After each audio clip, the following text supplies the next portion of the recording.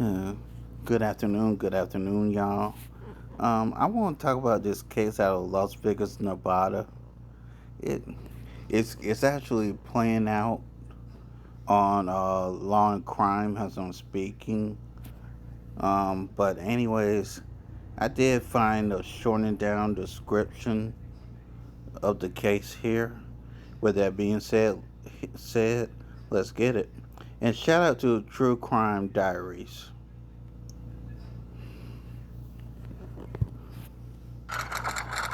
Hello, everyone. Today we are diving into another terrifying case that will shock you. Before we start, support my channel by hitting the subscribe button and turning on notifications. Jonathan Willett is brutally murdered, and his headless body is discovered under mysterious circumstances and a chemical haze.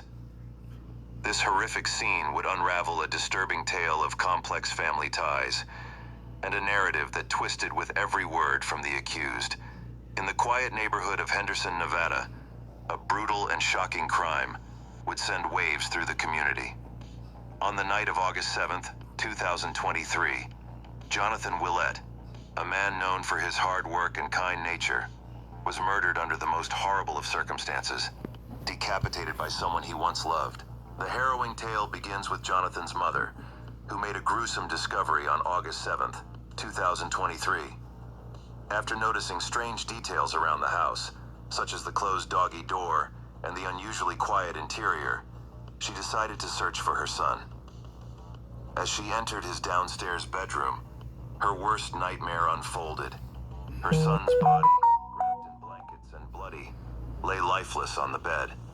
His head, horrifyingly, was missing. The air in the room was thick with the stench of chemicals, the aftermath of a dangerous mix of bleach and ammonia. It wasn't just the brutality of the scene that sent chills down her spine. It was the mystery that hung in the air, leaving her reeling. She immediately called Henderson police, setting off an investigation that would lead to a shocking revelation. The person behind this monstrous crime was none other than Devin Michaels, Jonathan's on-again, off-again girlfriend, and the mother of his children. Jonathan and Devin had a tumultuous relationship, one riddled with complications. The pair were navigating a strange and twisted dynamic.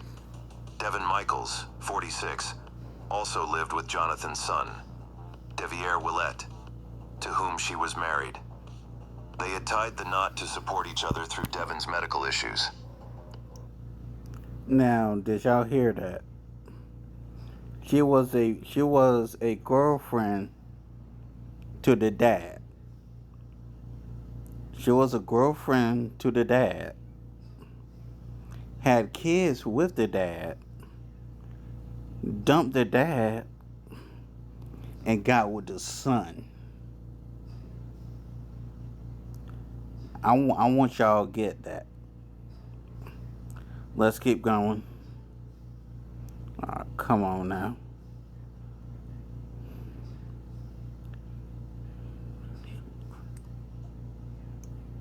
Despite this unusual marriage, Jonathan and Devin were in the process of trying to move in together for the sake of their children.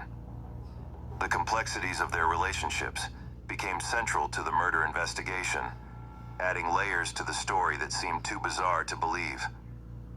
On the night of the murder, Devin claimed that Jonathan had been drinking heavily and smoking marijuana. They were supposed to prepare for school registration for their children the next day, but events quickly spiraled out of control. Jonathan's mother had seen Devin in the house that evening, but had not seen her son. Devin would later explain that Jonathan was sleeping after his heavy consumption of alcohol and marijuana. Devin, Mike, Dart, support my channel by hitting the subscribe button and turning on notifications. Here we go. Stick and struck him on the head. She claimed that the blow was only meant to incapacitate him so she could think about what to do next. Certainly not to kill him. But after that strike, Jonathan's arms went limp, and her plan spiraled into something far more horrifying. What Devin did next defied understanding. Instead of seeking help, she took matters into her own hands. Literally. She decapitated Jonathan Willett and took his head from the crime scene.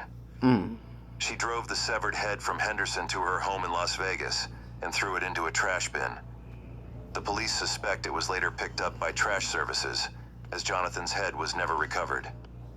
The scene she left behind was still smoking when police arrived, due to the chemical fumes created by the bleach and ammonia mixture, further complicating the forensic investigation.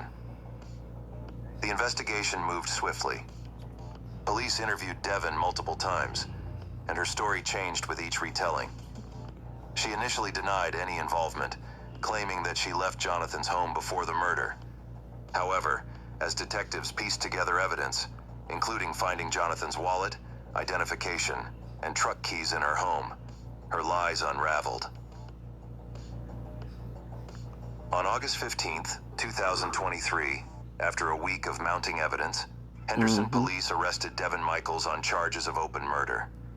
In interviews with police, Devon gave more details about that fatal night, though her story was riddled with contradictions.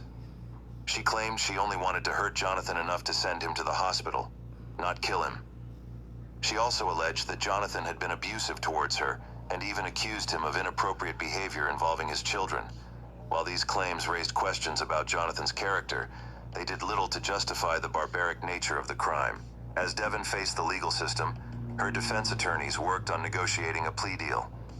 In September 2023, she pleaded guilty to second-degree murder, a charge that suggested the killing was intentional but lacked premeditation. Under this agreement, Devon could serve between 15 years to life in prison. For Jonathan's family, the plea deal felt like a slap on the wrist, considering the heinous nature of the crime. During her plea hearing, Devon spoke to the judge, trying to portray herself as a low-risk individual who would never reoffend. "I've done counseling, therapy, drug tests, psych evaluations, everything," she insisted. Her public defender echoed this sentiment, describing her as someone who was not likely to commit such acts again. But the brutal reality of what she had done, the decapitation of Jonathan Willett and the callous disposal of his head, could not be ignored.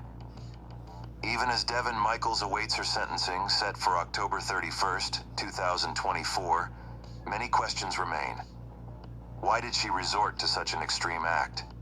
Was this truly an outburst of rage, or was there a deeper, darker motive? The convoluted family dynamics between Devon, Jonathan, and his son Devier continue to baffle investigators and the public alike. What makes this case even more unsettling is how Jonathan's decapitation is part of a disturbing trend of increasingly gruesome murders, where dismemberment is becoming more common. Forensic experts such as Joseph Scott Morgan have pointed out that crimes like this point to an escalation in the brutality of interpersonal violence, the use of chemicals to obscure evidence, and the psychological underpinnings of decapitation raise complex questions about the motivations behind such acts. The tragedy left a deep scar on the community, not just because of the horrific details, but because of how familiar everyone was with the individuals involved. Jonathan, known for his hard work and generous spirit, had touched the lives of many through his moving business. His family, devastated by the loss, struggles to reconcile the man they knew with the tragic end he met. As for Devon Michaels, her twisted relationships, mental state, and role as a mother continue to be scrutinized by both the legal system and the public. Whether she serves 15 years or life in prison, the horror of her actions will never be forgotten, and the chilling tale of her crime will resonate long after the court proceedings end. It's a heartbreaking and painful story. Take care of yourselves and loved ones. Thanks for watching. Don't forget to subscribe channel.